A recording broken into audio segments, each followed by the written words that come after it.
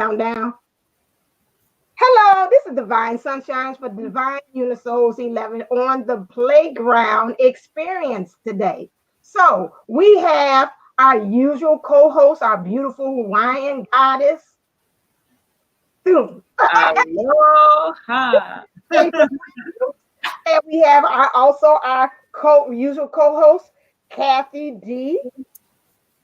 And then we have today a special guest, which is we have a real live divine masculine with us today, which is Sean this way. in the wild, in the flesh, caught in the wild.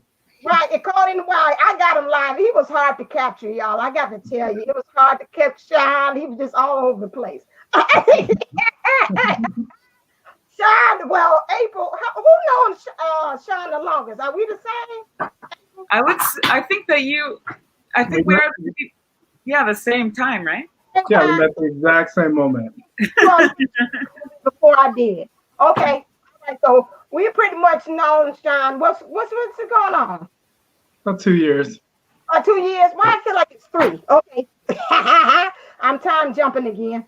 Okay, so we've known each other for a long time, to me, probably other past lives that we don't know about. And he's from, name your company, because I don't want to mess it up, because you know I'll chop it. Extropic Esoterica.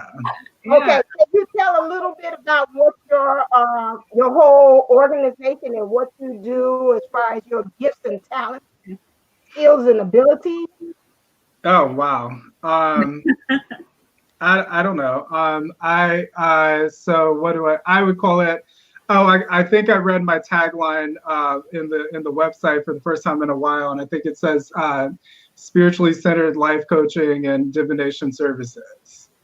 So I think what I'll be focusing on for my part of it in the next couple of months would be life coaching and dream interpretation and probably coaching with cards. So like a live coaching that uses cards to kind of help divine extra insight. That's what I'm seeing. That's what I'm seeing doing for my part of it for the next few months. Okay.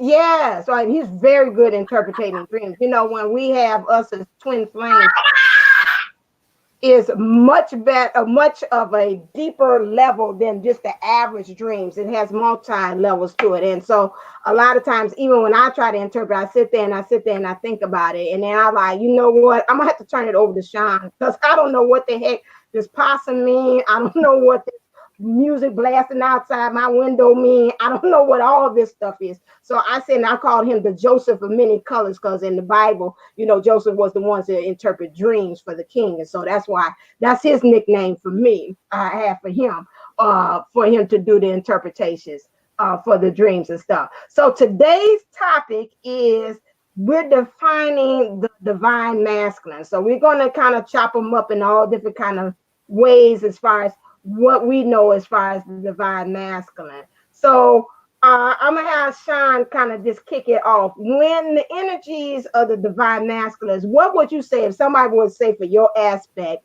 how would you define the divine masculine? I think, you know, there's a few layers to it. Like I think we add a whole lot of what really amounts to human gender templates onto the energetic self, and that we just put the word divine in front of it, and that not all of it is strictly speaking divine, but some of it is just like I said, templates and stereotypes and projections, you know. But when I think of the two parts, you know, the two polarities of a given twin flame energetic entity expressing itself in two human beings, what I see is role specialization. I see that there'll be one partner that's usually female or feminine identified, that's focused on, shall we say, the higher things, the things beyond space and time, like the things beyond the body. And then we have another twin that's more usually the male or the male identified one, who is more focused on the earth plane, you know. And sometimes we think of it as offering support, like the feminine might lift and the masculine might support, like structurally. So I think in terms of all that, and I think, you see this tension between the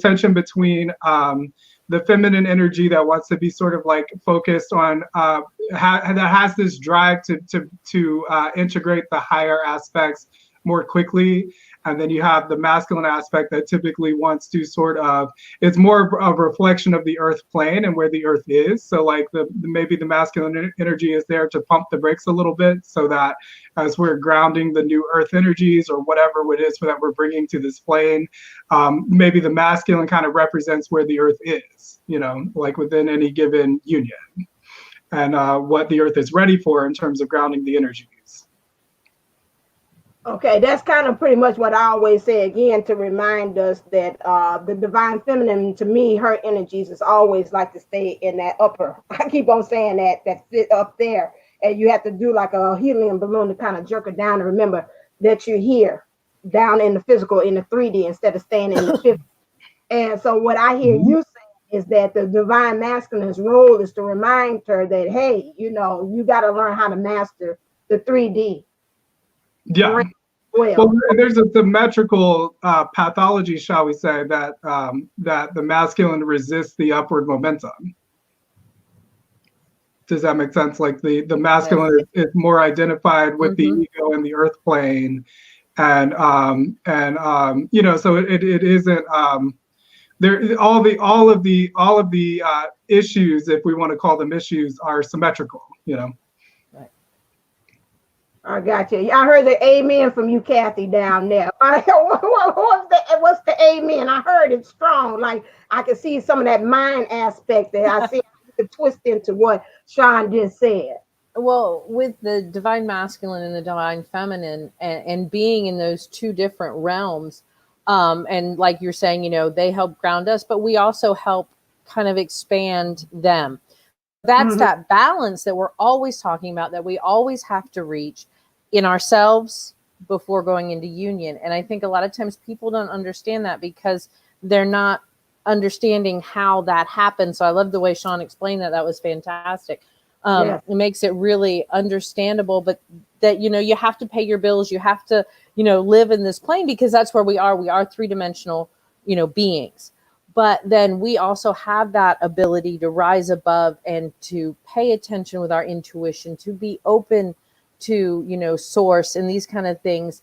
But we have to find that balance. We can't always stay up here with our head in the clouds, but we can't always stay down. And that's where that divine feminine and masculine work so well together. Okay, right. Yes, I definitely see that within the respects and the symmetry of it, the balance, that syncopation. Syncopation means opposite, right? Or is it mixed? Anyway, our opposite yet balanced reaction, our flow need to come from within. So as much as we have without what we have within, we have to display some of the divine masculine qualities and appreciate that our masculine as much as we appreciate our feminine, in order for them to even be dubbed as divine, and then we act in that manner as well, because that's part of the humanness of it, right? That's part of the flesh and bones of the earth plane journey, is having that balance within us, even though we have spectrums of masculine and femininity. I gotta check my battery real fast.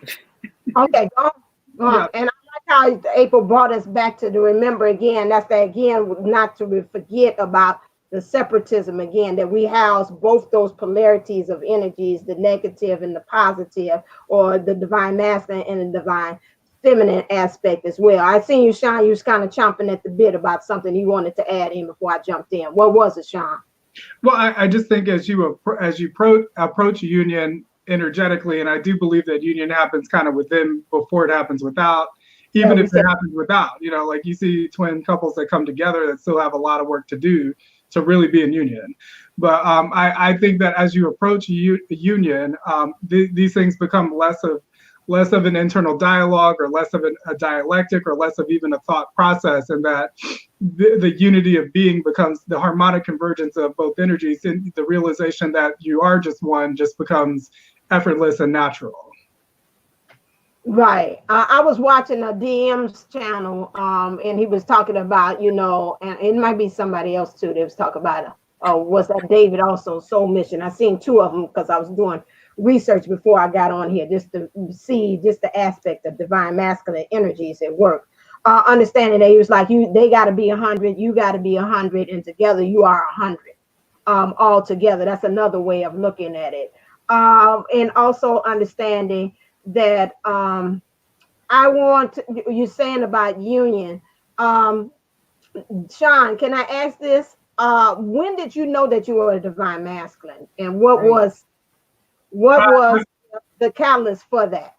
Well, I met my twin 10 years ago, like this month. And we would talk about it pretty explicitly, like which side of the polarity we were on, like it was just, there was just a knowing, just an awareness that, and I knew I was masculine energy, because when you're like a gay person, there's more of that's more of an internal quality. You don't necessarily, as part of like finding yourself, you figure out kind of where you are on that spectrum, So I think I first knew that I was masculine energy when I was in a relationship in high school with someone who wanted to project onto me that I was the feminine energy, because let's face it, I'm very pretty, but looks like a cherub. Got that cherub look. Like dream, actually, but yeah. Yeah. But yeah, so it was so it just is. So a lot of people wanted to project that femininity onto me, but it was like in that first relationship in high school, it just I had this alienation from that, and I just realized, no, I'm just a pretty masculine, Okay. So I sort of felt that internally from within from a very young age, Okay, and so can you tell, I don't know if that's a good thing to say generally and to speak as the spokesperson and the totem and the anchor for the divine masculine, but is there something like a feeling or a click, and you kind of make it concrete that we as divine feminines understand what hits the divine masculine when they see the divine feminine, is like, this is something about this is different. So like with me, I knew what I met mine. I almost said his name. When I met his, because I'm used to talking to you and telling him his name, and that's what I got to remember. But my thing is when I met him, his eyes, they had this pink flame in them. And so that's what made me know that, oh my God, this guy is different than the rest of them. So that's why I'm saying, I know for the feminines, all of us, I believe, maybe I could speak Kathy and April as well, something tangible clicked for us to say, oh, wait a second, this guy's a little different than the rest of the other ones. We can name what happened for the divine masculine. Is there something tangible or concrete you could tell us, when I seen the divine feminine, this happened for me? Do you know specifically, is that a divine feminine thing only? Yeah, we met at a friend's house, and the moment that he walked into the building, into the house, it's like I felt him before I saw him, and then that first interaction, he sat next to me, and we just kept harmoniously catching each other's eyes and just looking into each other's and there was this feeling of we know each other already, And I would say we had a lot of time spending. We had a lot of time that we would spend together in those first couple of years. We would go on little adventures, if you want to call them. Maybe you would call them perhaps dates, but we're not in a place to formalize anything at that point. And I would say that the feeling was always one of just being very natural and being able to naturally be ourselves. There was always a feeling of an enclosure between the two of us, to where the rest of the world was kind of blocked out. There was always this feeling of time disappearing, and there was always this very seamless, effortless telepathy. Oh.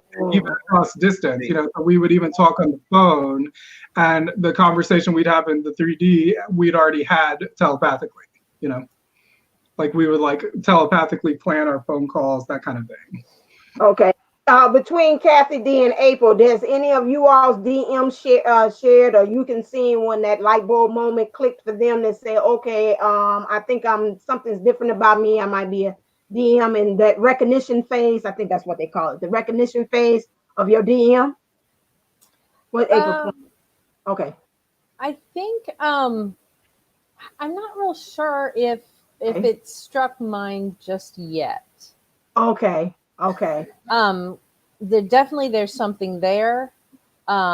He was the first one to, bring up twin flames and that kind of thing. So it's kind of hard to say where he has wrapped his head around just yet. Okay. Okay. April? Okay, so in terms of like the 3D, 5D push pull, definitely the person knows, definitely they've experienced exactly what he's talking about in terms of that effortless telepathy, in terms of what is it when you feel someone's feelings? Is it still considered empathy? Yeah, extreme empathy. And we could almost, we heard each other's thoughts. We could experience, we had all these parallels that kept stacking up where it'd be a memory from one and a trigger from another, and we would feel like home to each other. Yes. But we were both in a state of wounding and easily triggered. So kind of like, so we met early, and we needed maturation. So we kind of like magnet, quick switch, repel kind of thing, come back. And so that's where the process is kind of in the process of developing each and refining us, so that when we really do we finally meet in that stage where we can hold each other's energy, where everything else has sloughed off. That's the pinnacle. That's the next level of our relationship. So it was a very, very time stopping. I know you across time and space and all dimensional realities. And then we harnessed this, and when we came together, what we manifested was pretty miraculous. I got you. Now, see, the difference with you guys, though, is you were already in tuned with a lot of your abilities when you met them. See, Dark Night is what threw me into it. I already had some kind of awakening, and I had seen things as a child, but that had been pushed down. So exactly what happened. When everything, then I went through Dark Night, and then it opened, where he was already open to the psychic and the telepathic communication and all of that. And I was like, what are you talking about? So what were you going to say, April? I think for him, I was an anomaly, because when we came in close contact, it was like we time jumped in skills and knowledge ability. So what I could see, it amplified dramatically. It was almost like tuning into being that oracle at Delphi, that sequence, that frequency of just, and this is this, and this is what this looks like, and this is how this is showing up. And it was very interesting because no one has ever approached him that way. He'd always been on top of it, on top of that game of knowing how thoughts were made, knowing how like telepathy and things like that. He played a game with it as opposed to fully understanding the power of it. And so I said, I pulled the whole break situation. He said, Earth, you come into Earth and the Earth slows. I said, let's pull this back so we can shoot even further. And he got impatient, and so that we had to split because of how things came across. So even when it decides to manifest, it did happen through an extreme moment of pain. The moment I met him, I was sobbing loudly, obnoxiously, like they don't even show that on TV anymore. Since melodrama was created, another level. It was like deep mourning because I had died. Of my self identity was completely shattered, and I was like, "What now?" And then appeared this man in the middle of the street in the dark. Okay. In the dark. Okay. And it was very interesting. And he said hello, and I said hi, and I knew that then he was the one. Guess. Yeah. Well, you know what? And after I think about it, you kind of bring kind of epiphany moment for me, because I know at that time I was with the Catalyst twin, and then I was like, at that point, he went back to his wife, and then I was like, you know what? I can't do this no more. Bye. You're not telling me. I was like, why you keep on choosing other people? You don't choose me.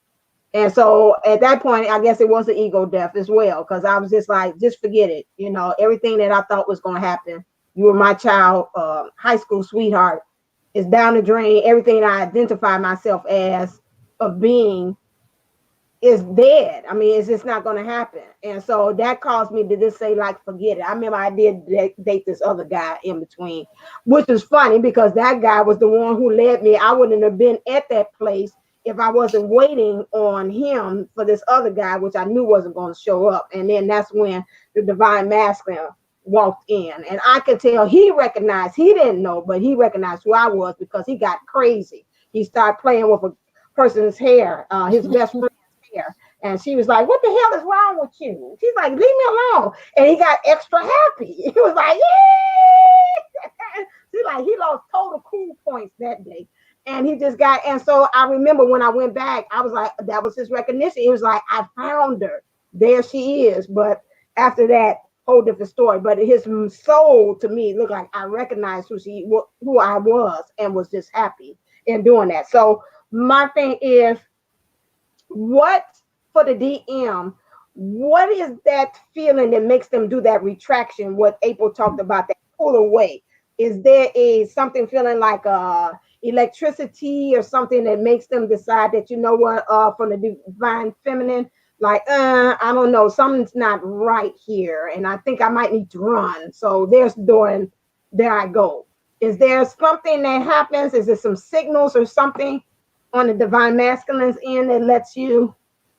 Yeah, I have some pretty clear images that can help you out there. Okay. I think of it as circling the drain, or as like two stars dancing around a black hole.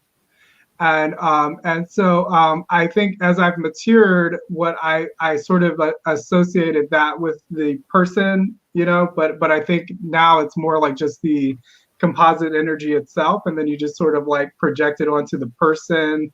It's like you project your inner divinity onto that person rather than internalizing your own divinity, because you want to just be a human as the male. And so like it feels like you're being sucked into a black hole and you just don't know where it's going to go. So like there's this fear. The running impulse is actually running from gravity. You know what I'm saying? Like you're running from that total loss of free will that will like pull you into that sinkhole, because for you that is the unknown, because you're much more identified with the ego self, the human self, the earth plane, all that.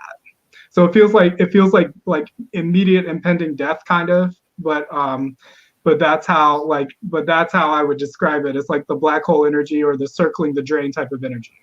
It's very much like whoosh, whoosh, whoosh, whoosh, whoosh, you know. It almost sounds like the that new deck. I wish I had bought it. I had to leave and go get it. It's got the five of. Is that like the 5 of Cups energy? Because I got a card that has that, and I did a picture of that, and the young lady is standing there, and it's like this hole, and these cups, all 4 cups are going. That's why I see there, and then it was like this hole, and I call it going down the toilet or down the drain. And then she's got this 1 cup that's there. So that sounds almost like that, kind of like that energy in some ways. That's represented. I hate to associate it with the 5 of Cups, because like the archetype there is about ingratitude. Aspect. What would be the shadow aspect of it, though?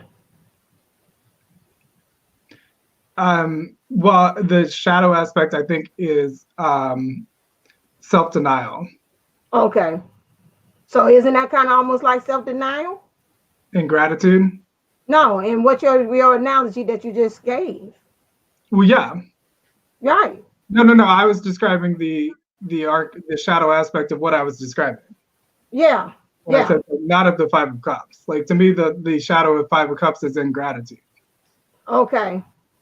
But ingratitude, lack of perspective. Okay. You know, it might be.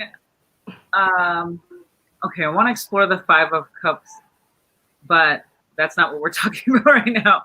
Now, tangential to me. Well, our focus is on. I want to stay focused. What are we talking about right now? All right. The focus was I was trying to understand the push and pull of the energy, which it calls almost the DM to want to run. And that's why I said it reminded me of the Five of Cups in that energy. I had to you all talking, and I run up and go get the card so you can see it. Well, I love the Elena Fairchild Journey of Love deck. I think that the spirals in that really depict what I have felt, you know. Okay, but then I kind of picked up intuitively that it was like you said, it's self-denial, the shadow of it, of that, because if you're running, you denying yourself, right? Yes, yeah. Okay. All right. About the pushing away concept, right? As opposed to to pulling the pushing away. Right. Like, when I met mine, I wanted it so badly, but pushed it as hard as possible. I was that when my tongue became a sword, you know? Yeah. Karmic. Mm-hmm. Yeah, running is symmetrical too, and the way I experienced it was, I ran on the outside, but he ran on the inside. Oh, wow. Okay. And I think that's what you're describing, April, when you're talking about the pushing, you know. Okay. Because part of the pushing is projecting a false self. That makes a lot of sense. I may be in denial about who I am or like what myself is. You know who you are, but you're projecting something other than what you are as part of the pushing and part of the internal running. Gotcha. Okay. It's different. It's almost like I'm seeing like a dictionary. We're saying the same thing, but it's like different definitions and different aspects of what it is. I got you. Interesting interpreting each other's languages. Yeah, right.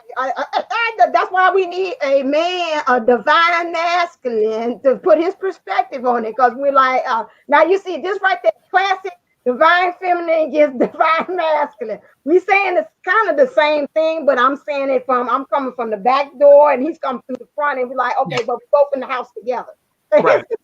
It's the same thing. So now you can see from that little example of how we have those two energies, and we kind of do that dance, like you said. Mm-hmm.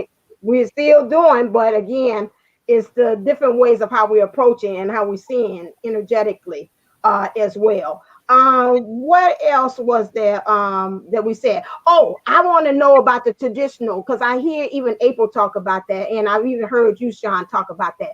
What are the traditional roles that are expected of the masculine versus the ones that need to move in to become a divine masculine? Like, you know, I hear even Jupiter 11 say he's a protector or provider, or he wants to be a father.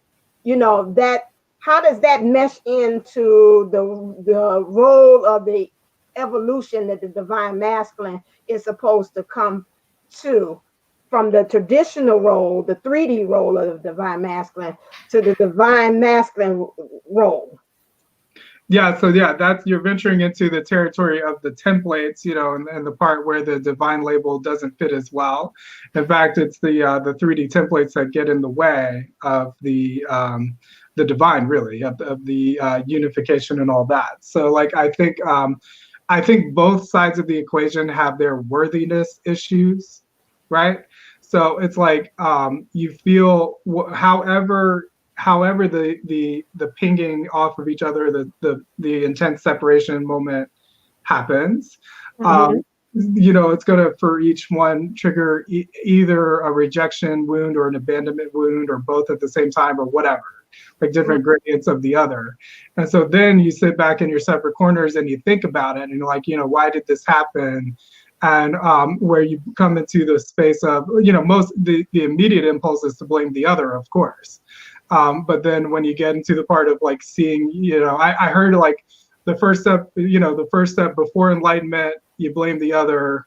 The next step toward enlightenment is you blame yourself. And then the final stage of enlightenment is you blame no one, and then you get to the stage of blaming yourself. And when you're blaming yourself, you think of all the ways in which society has told you that you're not worthy, And I think so many DMs or whatever get sort of like shat upon by the society, in terms of like it's hard for you to maintain your essence and your integrity while conforming to a very vicious economic paradigm, And so we're given these templates from outside of ourselves about being the provider, having the life or whatever, and again, there's a symmetrical complex of insecurities on the feminine side, and those become templates and circular thought patterns that we put in, that we use to torture ourselves, really. But really, it's our way of resisting, resisting the union, resisting whatever, Did I answer the question? Yeah, you answered. Yeah. You answered it. You answered it. Kathy, chime in as far as like the mind aspect of that too. I heard a lot of amens again on that. I really just like the way, Sean said everything. It was just to get that perspective and to understand that the abandonment and all of that just comes up, and it's really from what I just kind of grasp with it. It's like really, it's all of that to the forefront more so than any other relationship ever has. Yeah. It brings those deep, ugly wounds, up, the ones that you could say, whatever, you missed out on this. I think we lose, that's that ego death. And then we're left with that raw.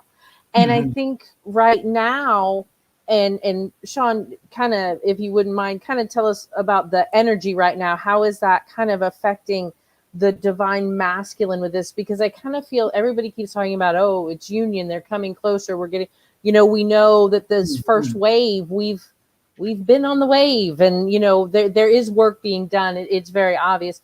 And are they kind of now sitting with those raw wounds, or just how does it feel for the divine masculine? Because this energy is really crazy for us. Yeah, It's not hard to do. So Okay. Well, speaking mainly, I guess, for myself, because another difference between us, by the way, is that feminines congregate and masculines isolate.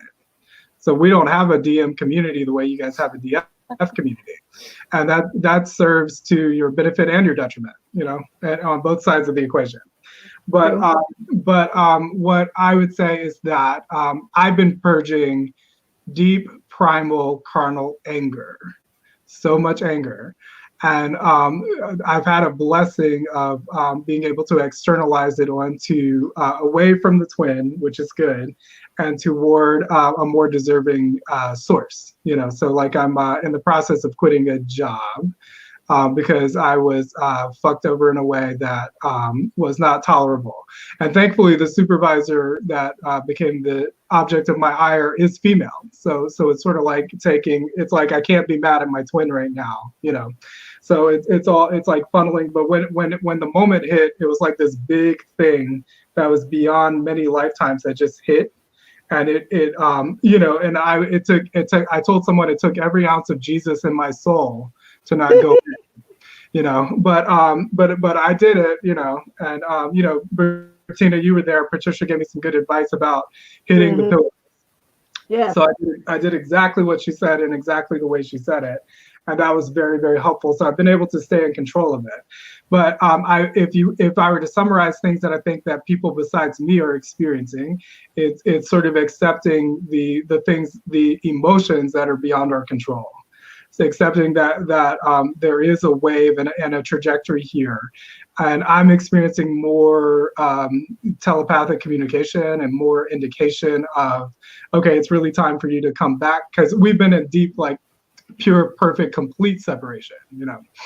So like I'm feeling like it's coming back together in a way that, do I need to repeat that? My screen froze. No, you moving for us. Okay, I feel that it's coming back together quickly, but like I would say there was a time period where I was running from it. There was a time period where I was standing still, and now I'm very gradually, slowly tiptoeing toward it. Okay. With less fear than before, because I've had so many experiences in the interim that have acclimated me and attuned me to the 5D. Okay. Is this too personal, or answer it in the general? What causes the DM to run? Did we answer this period? My answer to that is what I described before. You know, Okay. like the feeling the imminent danger of falling into a black hole. Okay. Okay. So it's like, is it a physical manifestation, or like it kind of do things become clouded because we're not ready to come into full alignment? Or I mean, what do you think it is from the DM perspective? I just experience it's like I know that I cannot continue to be the self that I currently am once I dive into that black hole. Okay. You know? And I also, if I could just add to it, I think that we can only give you a reflection of what you believe about us. So I think, huh? So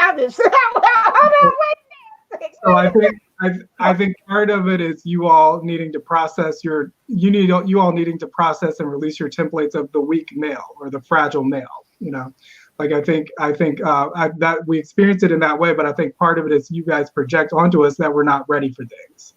Right, that's true. You're right. I will even say that with myself, that I said now I've got to learn how to, what I feel collectively, and I'm talking for more of the spiritual teacher and guide for this whole thing now, is that I feel collectively I am a little fearful of when the divine feminines do hit union, them being able to get to that part where they are able to release and forgive. Absolutely, because you don't want to manifest a reflection of your unforgiveness. Right, and I think some of them, I feel very strongly, I'm time jumping, they're going to get there and they're going to be like, oh my God, he's standing here, I don't know what the hell to do. Yeah. And I love to listen to Jill and Ramey, the Twin Flame Healers, twinflamehealers.com, because they said they were having lots of their clients come to them. And after all this, these stereotypes, shall we say, of divine feminines congregating with each other and saying, look at these men, look at what they're not doing right, look at what they're not doing right. Then when union actually comes, it's actually the woman that breaks down and is like too afraid to move forward. You know, like they said, that's a big pattern that they see over and over again. Yes. Yeah. I know that from when I look at my mom, because I see her not being able to release. And it's like, okay, he came. And so now you're still on that continuous loop. That's not everybody, but I can even feel that even resonate with myself and some of my clients too, as well, that I can tell. That's like, if you get in a union, you may stand there and be like, I'm so used to being in the comfort zone of me being angry with you all the time. I don't know what's the next move to do. Like, okay, I got you. Now what I do with this? What I do with this divine master? What I shake them up? What do I do with them?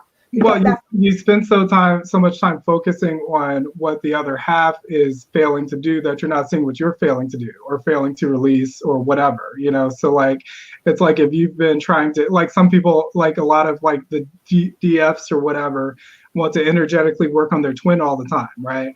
And say, okay, let me release this for him. Let me do this for him, blah, blah, blah, blah, blah. But then it's like, if you're neglecting your own baggage and he comes back because you've done all this energy work on him, all of a sudden your stuff's coming to the fore. And, oh, by the way, you neglected all this for yourself this whole time. Yeah. And that's funny you had said that too, about bag lady, because the karmic guy starts giving me a message saying, don't forget about Erica by doing that bag lady. You got to kind of get rid of that baggage before, you know, you're gonna miss your bus dragging all them bags like that. And she keeps playing it back to me to saying, did you remember that message I sent you about my situation? So it's letting us know about them hefty bags. Them 16 hefty bags got to get rid of before he moves in or come in or whatever comes into your life. It's very much poignant that we have to understand that clearing out. And like you said, that understanding that's why I see even collectively on all different other channels as well, where they go into that bashing. And I like how you said sometimes us being able to come together as women, that's kind of like a double-edged sword, you know, because we're feeding into each other's energies as well. So I loved how you brought that up. Divine masculine aspect of understanding something in the air, our words, all of us is then we understand that you see that on the outside. Some of us coming together, that's not so good sometimes, you know, because we're feeding in that same stuff. I want to back to you, Sean, to pick your brain. Now I want you to go into your professional thing, because I like how Kathy asked about that. You answered it from your point of view. Now let's open up the scope and go into your expertise as the divine masculine energies collectively. Do you feel this shift that all of, not even myself and other readers and everybody's feeling about this union coming, or this change, or these towers are falling? Do you catch that vibe, or do you feel something in the divine masculine in the 50 realm? Something is a rumbling and changing for the divine masculine collectively, not just you, but do you feel that from your expertise as a divine masculine? Yeah, I think that there is, if I were to describe the shift that we DMs in a collective sense, which really we're each in our little isolated worlds, but what we're feeling is not being able to choose things that don't fit as much, right? So it's more of a separation from everything besides the right thing. And I feel that most of us are having less fear about it this time around. Like we can perceive the loss of free will, but it's not as scary as it once was. And I think that just massive tectonic plates of shifting, stifled emotion is happening. Not in a way that's debilitating, but in a way that is persistent. Okay. And just to give more language to what you were describing about the divine feminine collective or whatever, what a big thing that's going on there is these mimetic feminist tropes that don't fit. You know, like everyone's going to have to become more identified with their twin than with the community for it to work. You know, the community should still be there, but everyone's got to realize that, you know, this thing is like, you have to be more identified with your other half, because that's yourself. Okay, right. That almost sounds biblical, where they said the two becoming one. Right, Yeah. you cleave to your husband and to your wife, and forsaking all others, Right, with the family and everything absolutely. else. Like really coming back to that mindset and understanding that. Yeah. So too many people become stagnant within that the divine feminine collective, and like I said, the feminist tropes are there to throw you off anyway. You know. Right. That's true. On that one, April, did you want to add something? I know you got the baby. It was more like a yes, and I'm seeing how there's actually a filtration that's happening for me and my level of understanding. And even as we're having this conversation, what's moving through me is a lot of mucus. I didn't have any before, but it's coming through, and the whole collective is removing these bodies of pain, these bodies of these things that no longer serve us. That's right. In order to stand strong. And, so for 2 weeks running, I've been moved by the universe and purged through the element of fire. and it's been supremely intense. That was like the anger, you know. And what has come through my twin to me lately, and what you're describing, April, is the element of water. To douse my fire, to say cool the F off and chill, you know. And the element of water brings up the positive emotions that are nourishing. So like April, what you're describing, you're helping to nourish your other half right now. Oh, I'm feeling that. That makes sense, because there's this usually this like I'm feeling more. In the past, feeling their presence was more like a comfort type thing. Mm-hmm. Now I feel like within the past couple of months, as we've been shifting, we've been basically being pressed into diamonds by our external factors. I'm feeling the other a lot more significantly, and the things they don't want me to see, they don't want me to feel or process or experience, I'm feeling it anyway. And after we had that call, I wanted to mention, because we're in EE together, we're in Extropic Esoterica together, and we meet and do these convergences of masculine and feminine, and we call in our high others, and we clear our divine selves, both the masculine and the feminine of ourselves, and we're able to feel the balance of what is actually ours and what is theirs, and then how we can support the other in that way. But it's mostly looking at focusing on ourselves and supporting ourselves, especially at this time, because you can a sick healer really doesn't heal, right? So how can us? Yep, let's purge it out. Let's get it out. And the things that don't fit in your twin flame journey are purging. It feels like it. So thank you for bringing that back into balance. Sean, can you bring in also, you talked about, and that's a nice segue from April, talking about the body and how you all bring it in. I can hear somebody ask that. So you're saying bring it in. I know how it is, but sometimes I play dumb, so I can hear somebody asking the question that's doing the video. So they're saying, how do you bring in, two-part question they're asking, this person is asking. They're asking, how do you bring in the energies of your divine, and then how does it feel? How does it feel as the divine masculine? Can you feel when you're receiving that telepathy as a divine masculine? I say to hear them at the same time. Do you? Okay. Okay, so that's, to me, that's three. There's a three-part answer to that. So yes, we can feel the telepathy, and I will say, back when I was young, 10 years younger, and still getting used to all this, the telepathy was very strong, like actual, like full-throated voice, like talking in my head, and I immediately said, you got to stop that. You know, like I immediately said, no, that's not allowed, you know. So of course that voice feels rejected and quieted, it is what it is. And now the voice is coming back, but it's distorting itself a little bit in a little quieter form so that I don't reject it, you know. But so when you're talking about bringing in your higher energies, what April was just discussing, and April and I have done some work together on activating higher chakras. And when you're talking about bringing in the higher energetic energies, the divine in the new light body, the divine masculine. Oh, there we go, more centered over my head. The divine feminine and divine masculine energies are situated right where we used to describe the 8th chakra, right? And those can come in literally through the crown and circulate down in spiral fashion throughout the body, throughout the light body, and you can feel it in coordination with your physical body. And then if you're talking about wanting to bring your twin in, my advice there is to get very still, and whatever meditative state is best for you. So I like to be laying down.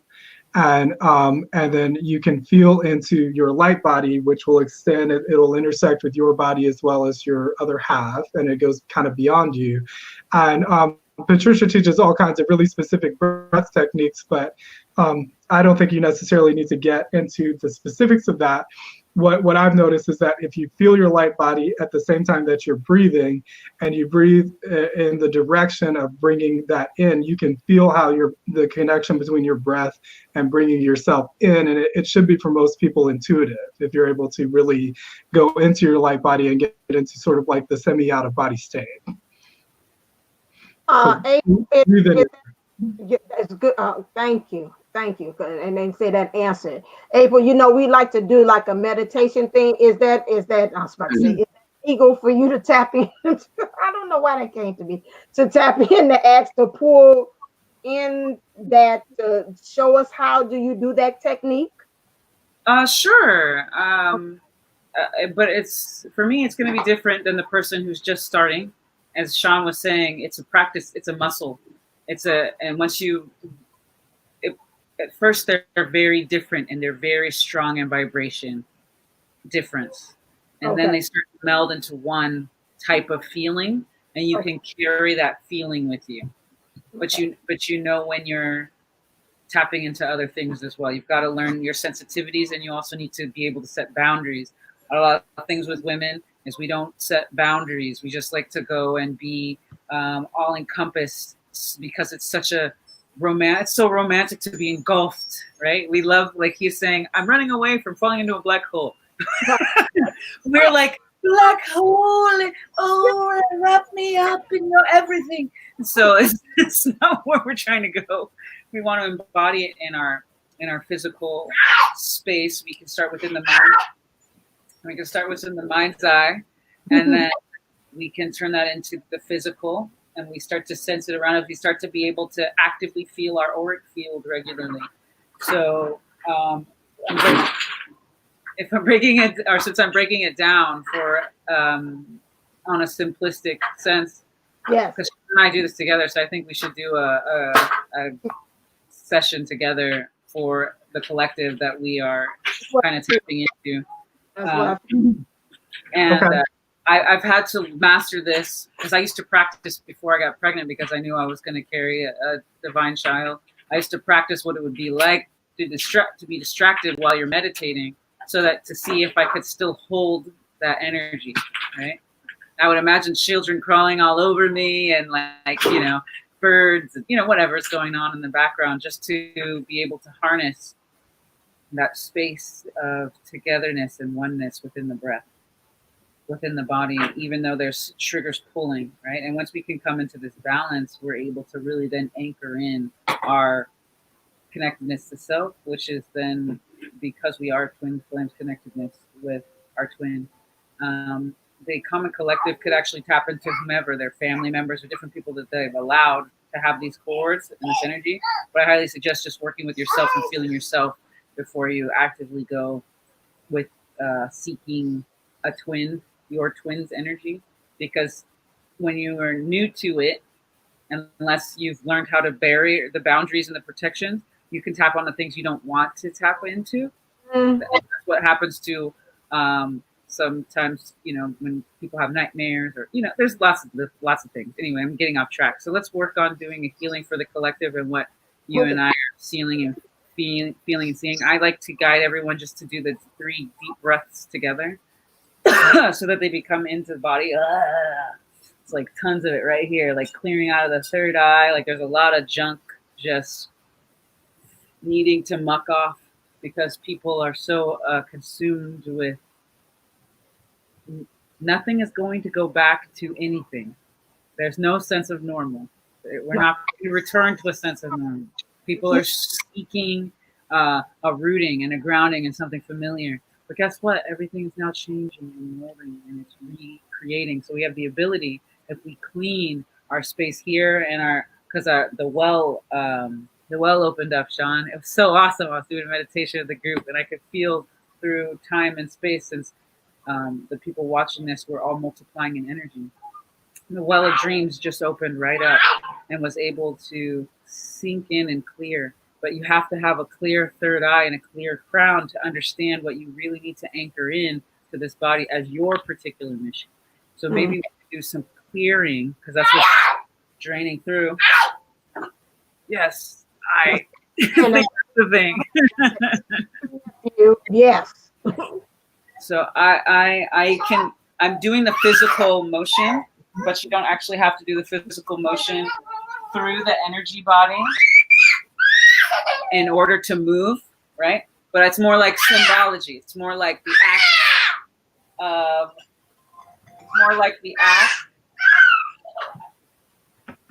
it's more like the act of doing the motion simply to awaken the body and break up any blockages or anything that's still. That's why I'm bouncing on the ball. It does help with the baby, but just doing a little bit of movement. So even if you guys were to rock back and forth, you'd feel your spine start to loosen up and you'd feel yourself have more space for healing. So let's just start with 3 deep breaths in together. 1.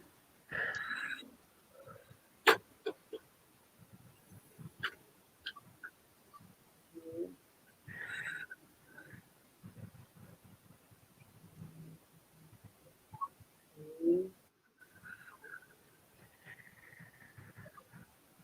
So with your next deep breath in, I want you to breathe into your third eye and allow it to clear debris with the breath. You know yourself, you know your truth. Awaken that inner knowing, that strength, that connectedness. Now with your breath, pull that third eye down to your throat. Start breathing in that throat chakra.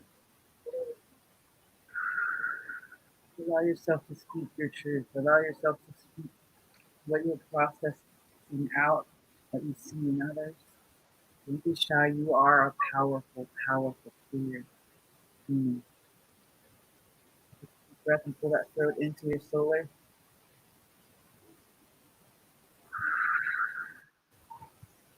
Empower yourself. You know, ooh, okay, I'm feeling some stuff happening in the back of the heart chakra. Sean, you want to help? You want to give some guidance? Are you feeling that too? Well, yeah, let's just do some quick little empowerments. Okay. Just receive. Yeah, just receive. That'll be fine. So.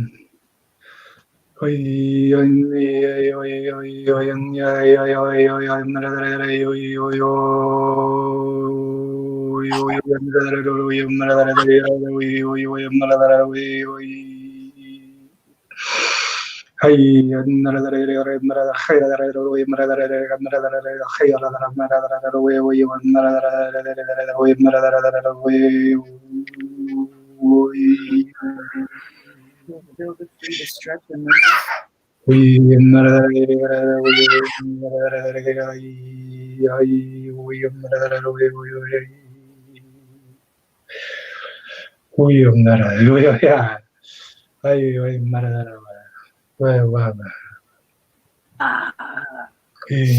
So now we can invite the chakras of the divine masculine and the divine feminine in.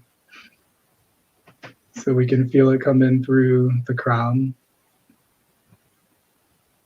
and circulate all the way down through our essence. Feel the spiral shape in which it cascades through your energy body. Allow it to remove blockages and anything that stands in your way, and to integrate new capacities, new energetic revelations that will sustain you through this moment, guide you closer to your essence and to your home. You will go all the way down into your root chakra, into your extremities, as we do more light language activation coming in now.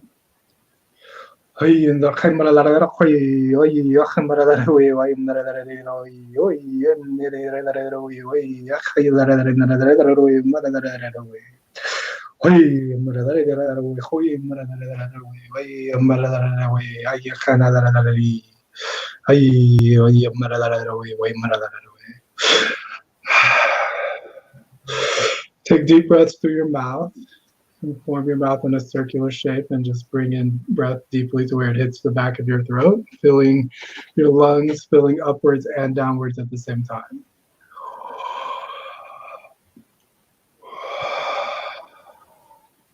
About 7 breaths here.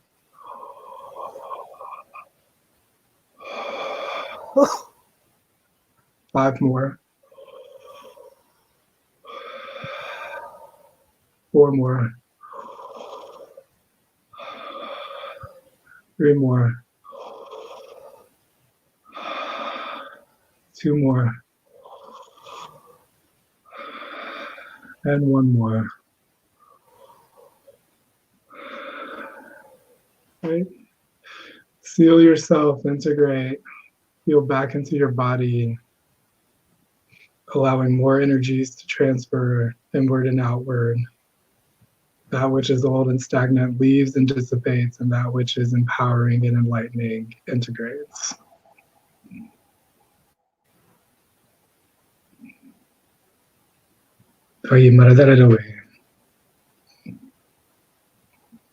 If April wishes to add anything. So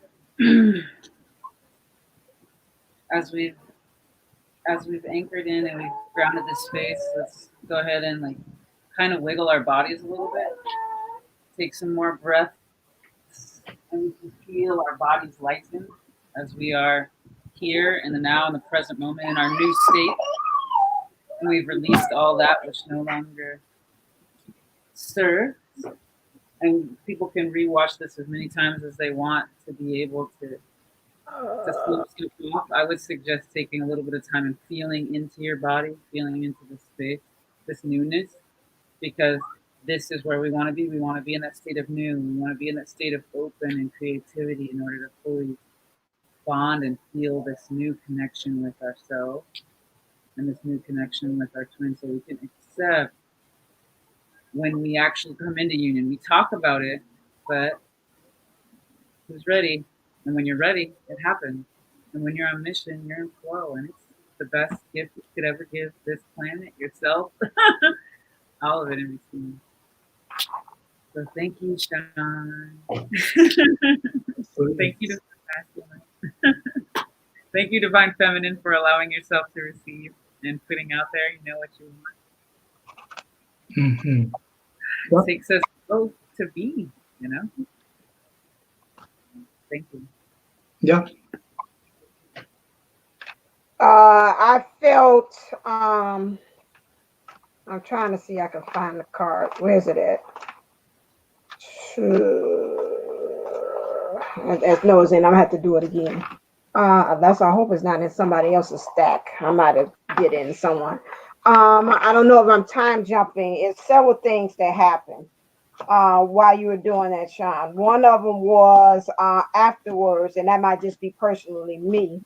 I felt like I wanted to regurgitate something. Mm-hmm. That's one thing. So that's my thing. So I don't know if that was me or whatever, but I kept that space is full alchemical. Mm-hmm. That's fully alchemical light body integration. Yeah. So when you're in nausea, you're like gold who's already like melted in that smoke. You know that what do they call that? That smoking or whatever it is when you melt metal. That's what it is. That's what's happening with your light body. So you're able to do a lot of change at one specific time. Okay. So remaining towards that positive light and releasing, melting off the impurities that have just melted off and floated to the top and make you feel nauseous. It went like that for you. Yeah. And say it, John. I'm sorry, because you went in and out. Say it again. Your impurity. That's the motion was like this. Like that was what you just got rid of. Yeah, you just got rid of something that was blocking. For you, it came from the solar plexus area. Yeah, that's where it came from. And it went up and out. You know. Yeah. And that's why I like to do the light language, because it can be more. It'll just give you whatever you personally need more so. You know what I mean? And that's what I'm just saying. Everybody, Kathy D has learned me that everybody's experience is different. So even if you just didn't have that doesn't mean that what happened. Important. Right. on that one. That's a good point. And I like Kathy. She always brings us back to remember everybody experiences is different. You might sit there and say, I didn't feel anything. But I always remember them saying about when you do those light language works, and I listen to quite a bit of them as well, that they're saying, sometimes it doesn't move to you now. It might move to you 24 hours down the line. And it takes a while for it to move through. And also, all of them pretty much say it again, don't forget to drink you some water so you can be able to move that through your body more as well. Because you might say, I didn't feel anything. Give it some while for the process for it to go. And I guarantee you will feel something, just a little bit. It might be a hair of a change, but you will feel that. I also seen this card. I don't know where somebody, I don't know if I'm tapping in because I go deep. Alone in the world. This one came up. This one, this is not me, but this is what I seen. I seen, because when people speak light language, and I can interpret for Jupiter 11, something about the divine feminine from the divine masculine, from you sending that energy out there like that for that healing, for that integration. It reminded and it triggered within that divine feminine something of them being alone in the world. It just reminded them that their space. And I kept on seeing going into a temple when you were doing the light language and understanding, like going within oneself. It's just a reminder again that what you said earlier, I think, as far as understanding that this is a process that you're talking about yourself, the temple herself, that inner journey.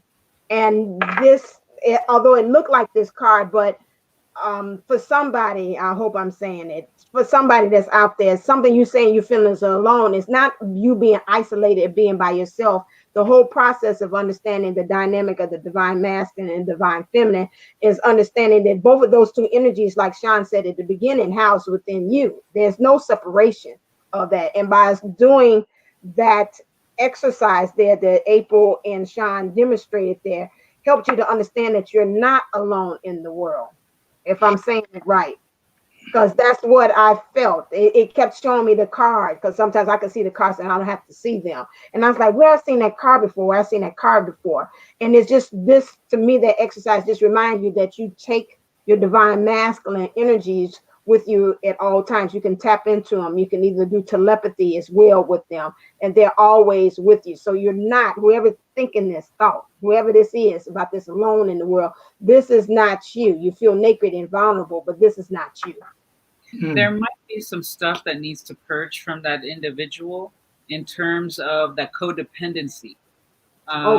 When they're feeling when they're feeling isolated and they're not isolated, there's an attachment, even if it's mental, emotional, or physical. It's definitely not spiritual, that makes them addicted to the I'm alone and I'm a victim kind of consciousness. Yeah. And when you come out of that, that's when you start to reach higher vibrations. That's when you start to attract your highest self to you more often, staying in that present body. And that's what allows you to step into union, right? So there's going to be a step-by-step process for this person to release into it. Everybody thinks that they want things instantly, but we think too many negative thoughts to want things. Kathy's like, no. I don't know. Sometimes, have you discovered a peanut butter Haagen-Dazs?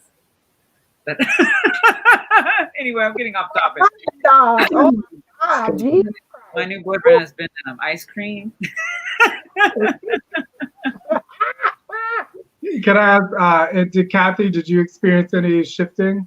I did. I feel it's like right here. It's like a circle, and there's a pain. But as you guys were doing it, I could feel it like throbbing. And then when April had us move that down here, like right now, it's very full. And then when you were having us do the deep breaths from the in through our mouths, you kind of heard me cough. It was just like, And then as it went down, like my knees started to hurt, and the small of my back started to kind of ache, and so. Releasing toxins. That's cool. There's some past life stuff. There's this feeling like. Yeah, there's still a lot of that. I've done a couple tours of duty, so. Do you ever do any like chlorella or heavy metal detox type stuff? No, I never have. I would look into some of that. Okay. Yeah, because the more if you detox the heavy metals, it really helps integrating the light body. She Well, started piercing. Oh, cool. Yay. Apples That'll and help. Yeah, carrots. that'll definitely help. But yeah, but that's what I'm getting to tell you. Something like chlorella or something that will attach, because chlorella binds to the heavy metals and helps it pass through. Okay, great. Yeah, sounds good. Sounds good. Last thing, we talked about the body. I've heard, and I'm playing dumb again. I already know the answer. That the divine masculine, are you attaching a certain body part to your divine masculine in some ways? Besides the penis? Huh?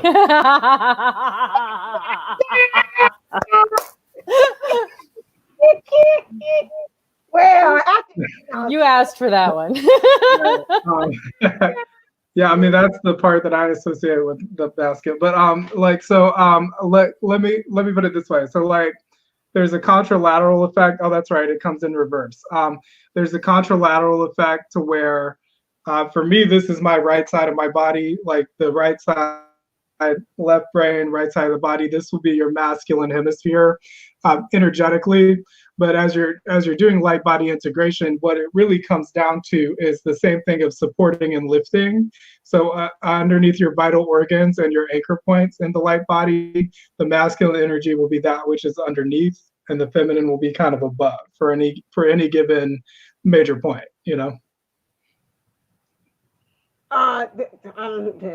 So basically, it's kind of like a Venn diagram within the individual themselves. I think of it as like DNA, you know, like it's like the double helix, you know, and like all parts are connected to all parts. Gotcha. Okay. I got that.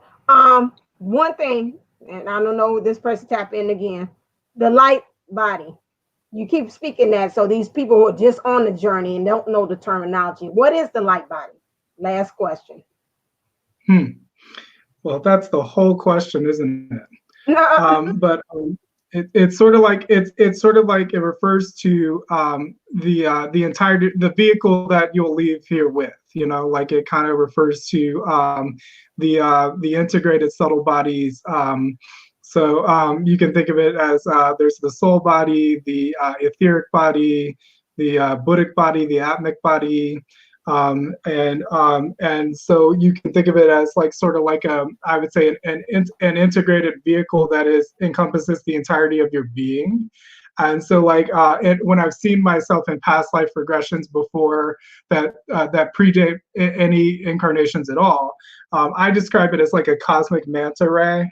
You know, it's like your light body is sort of like your original form, like your pre-incarnated form. And so like as we merge and become one with ourselves, we will eventually get to the point where we can lift up even before we pass away in this physical lifetime. We'll get to the point where we can lift up out of karma, out of space and time, and travel as that integrated light body.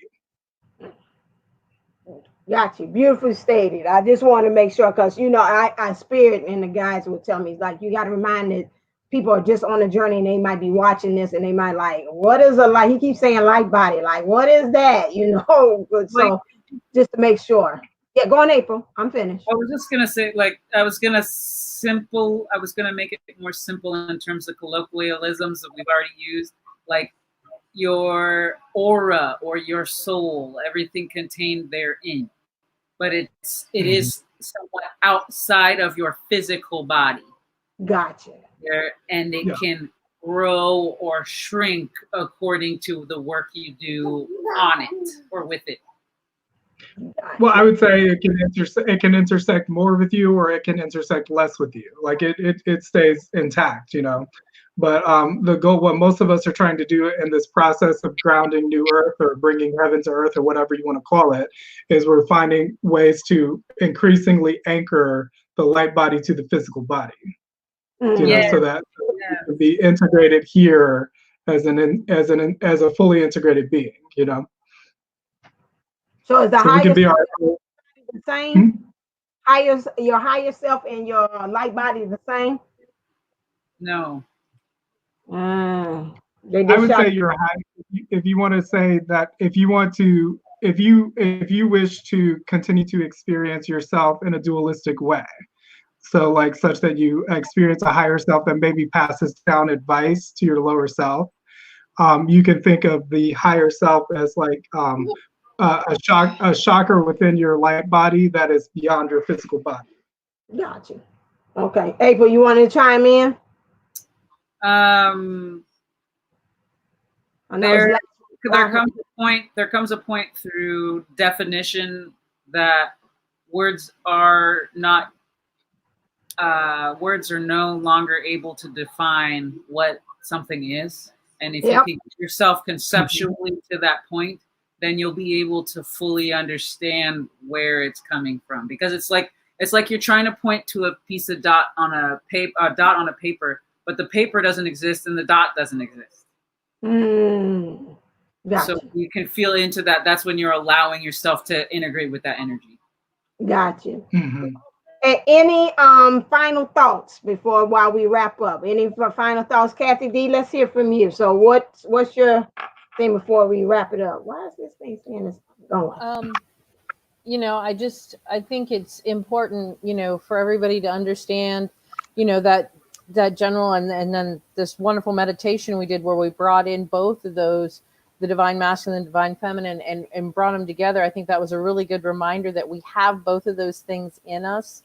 And that's something that we have to get that balance of before we're able to be truly in union, really and truly any kind of healthy, strong union. You have to understand and get that taken care of.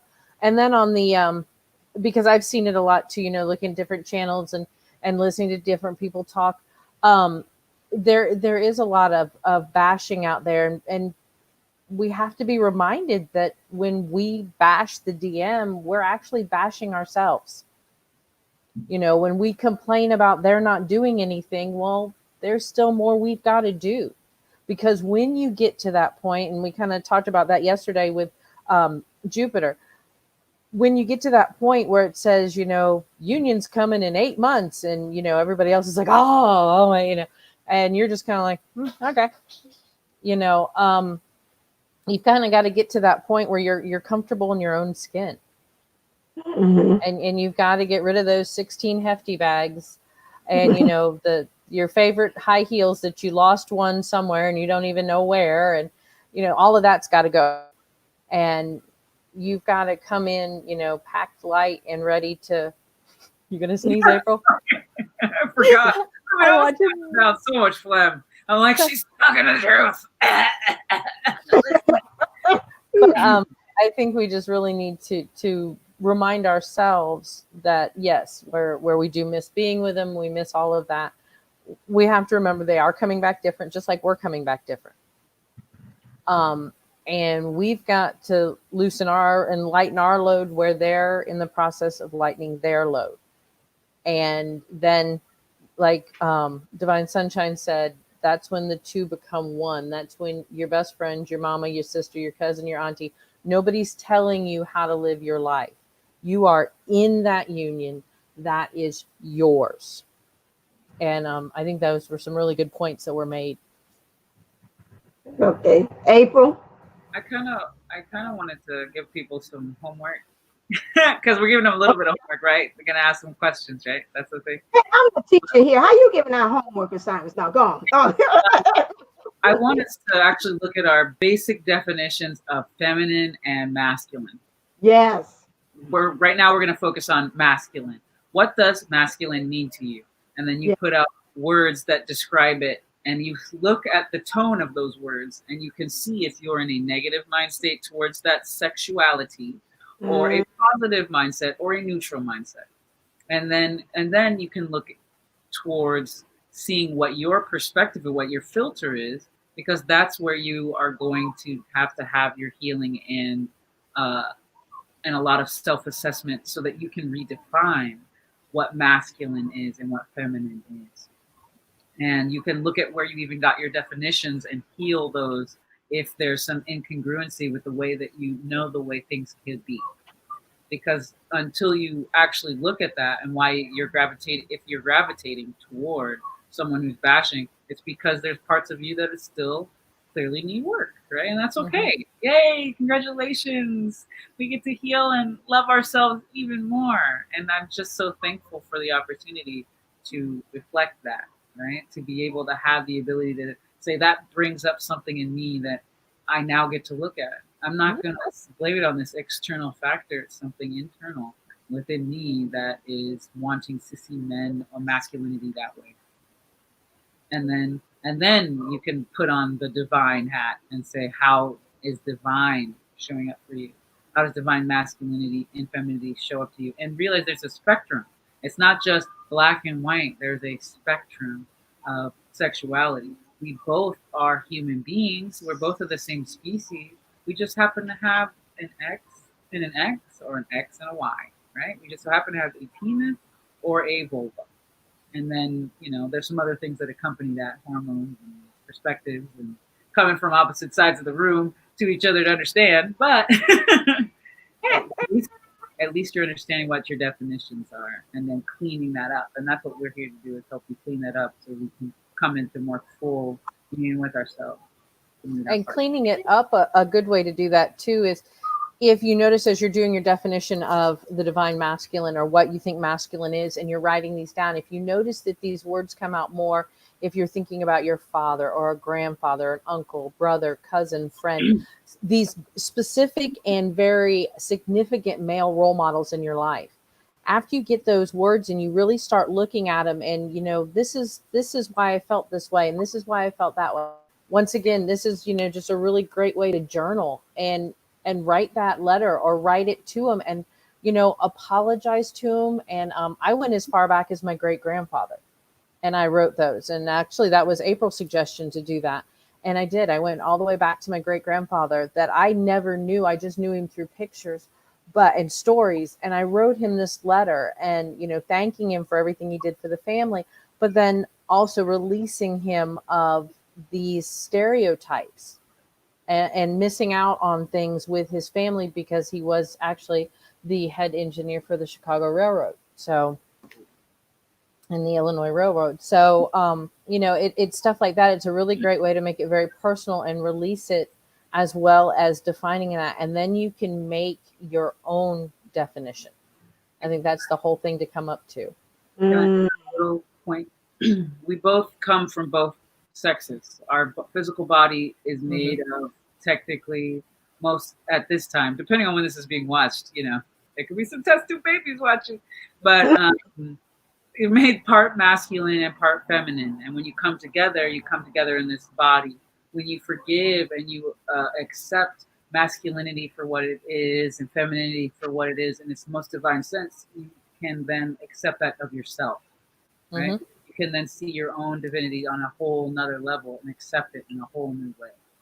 I spoke about that in yesterday's, I think, the energies for the divine masculine and divine feminine, which is we will come into union when we learn how to accept the opposites in what we see in our other one, our counterparts. So what I'm liking and loving and disliking in my divine masculine, guess what? That's a lot of the aspect that's within me, and what he disliking and loving about me is a lot of things with him. And once I embrace the things that I dislike, that I see, because I always come, and I've seen Daniellleboomlle from LLE Ascensions, they came up with that we kind of quietly, I don't know what it is, and I come with that theory. It's a love-hate thin line that happens on both ends, the divine feminine and the divine masculine energies of how we look at each other.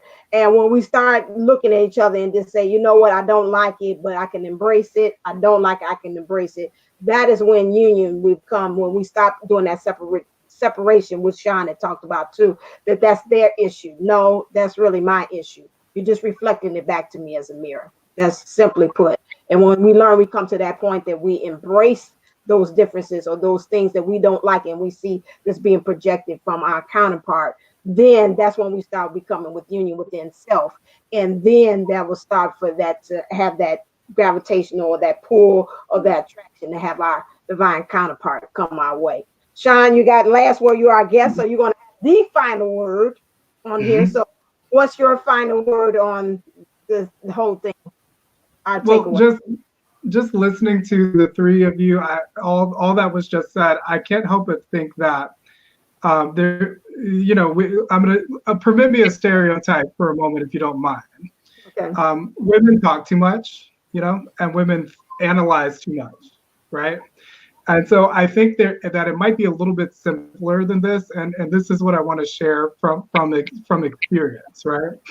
I think that like the quickest way when I go into deep meditation, the quickest way to get out of myself, to get fully into my light body and into full energetic union to where I don't even feel inside of Sean anymore, I feel inside of both of us at the same time, is to meditate on my twin in the bed, invite the twin in, breathe the twin in. And there's a couple of mantras that really, really help. And I adapted this from some stuff that was said by Lee and Sherry, the twin flames who live in Ohio. Lee said one time that so many of us are more connected to time than we are to our twin. And we have to remember that our twin is more of who we are than space and time. So the mantras that work the best are: karma is ended. We are together. Time is over. Karma is ended. You know, and just like those mantras over and over and over and over again. And every time I get really serious about those mantras, I go into full energetic union. So might I suggest to you that rather than creating a lot of these dialogues and a lot of these like, if this, then this, and once this happens, this will happen, and this, and blah, blah, blah, you know, like just like make it your goal to every single day go into full energetic union, you know, like, and then as you continue to attune to that, it's like it will bypass all that mental clutter, because the mental clutter is the fodder that is used to create separation. Give me the last, because I want to put it down in the description down above. What's the mantras again? The ones that I use is karma has ended. We are one. Okay. Time is over. Is over. Okay, good. I'll be quiet. I'll save it for the part two. you like me just going through this is like alchemizing me. Like, you know, just going through it, I'm feeling hot, feeling nauseous. It's really, do it, people. And I would just think, you know, try it out. You don't have to commit. Yeah, just try it. I just feel like these thought patterns create more, shall we say, karma, or create more separation. You know, they create more distance between you and your twin. You know, like it's like you can go through and try to look at every little aspect of every little bit that needs to purge, or you can just like get to the point, you know, and the more you acclimate to energetic union, the more you're going to pull it in, you know? Yeah, that goes almost back to Twin Flame All Stars, when he's saying how everybody on all these other channels is making it too darn difficult. It's just really simple.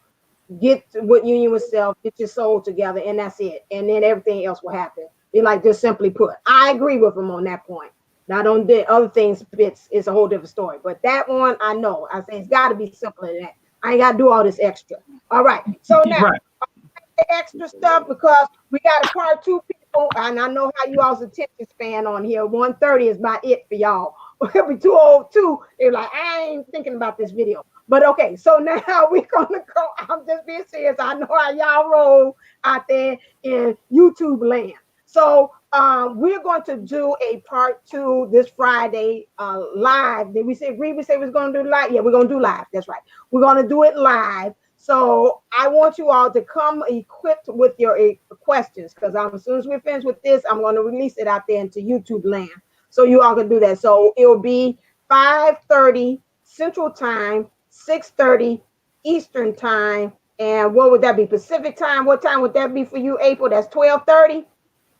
Is that what you call Pacific? Yeah, 12:30. I'm in Hawaiian Standard Time, so it's Hawaiian Standard Time. It's like 3 or something, 3:30. Something, right? Okay. Pacific. Right. Okay. So Google it. we will be here answering your questions again with Sean. He's going to be rocking. You see, he already ready. He's going to be rock with you. So he's going to be rocking with you on Friday. So it's going to be like ladies' night edition where we have our divine masculine answering questions and us chiming in as well. So with this, I want to make sure we go through and we just introduce everybody. So I didn't do my ticker tape. I got to do real quick about that. So this is the playground experience. So we're going to start with April Williams from Made for This. She is, Made for This goldenlife.com. If you like how she was kind of giving it to you in her way, she did the meditation and helping you with the body and understanding. I love her, how she brings in that earthly energy that she has and the body experience. Go to Made for This goldenlife.com. She's there. She's your expert. She's your girl. That's our Hawaiian goddess right there. Then we have Kathy D from pineapplefishlifecoaching.com. If you like her for to help you with the cognitive behavior skills, she's a big thing on journaling, helping you to understand how you can take techniques and about situations in your reality and creating it in useful daily things that you can put in your practices that you can do. That's not like, oh my God, I ain't got time for that. She makes sure she breaks it down to you like you can do this in a second to help change the reality that you're in. So please go to pineapplefishlifecoaching.com. And then you have, I'm going to make sure I don't mess this up, Mr. Sean with the hostess, with the man who's got all of the understanding with the energies and how we wrap it all up. We got Extropic Esoterica. Did I say it right or did I flub it again? You spelled it right. That's all. Okay, there we go. I tried it.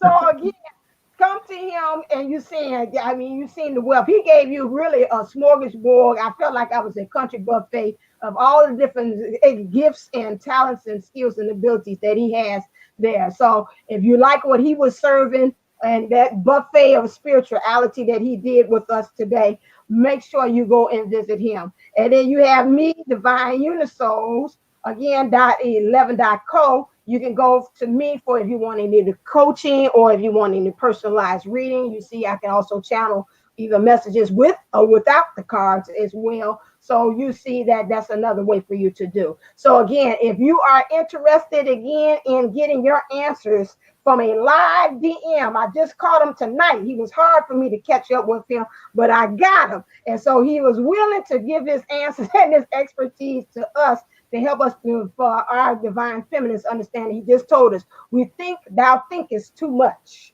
as Shakespeare. Is that Shakespeare?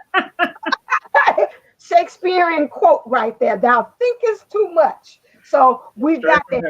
Anything else from what he said there? We're doing too much divine feminist. All right then. So I'll say my as always, get that off the thing. Thank you. There we go. As always, for me, my sign off is stay uplifted, stay motivated, stay ascending. Namaste, namago. Love you. And April. Aloha. Stay blessed. Stay golden. See you soon. Sean. Bye. Bye. Spoken like a typical DM. He said we're making it too complicated again.